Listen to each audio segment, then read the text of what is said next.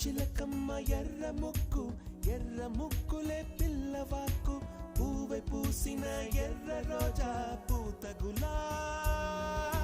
పసిపాదం ఎర్రాని రూపం ఉడికే కోపం ఎర్రాని రూపం ఉడికే కోపం సంధ్యావర్ణ మంత్రాలు వింటే ఎర్రని పంట పాదమంటే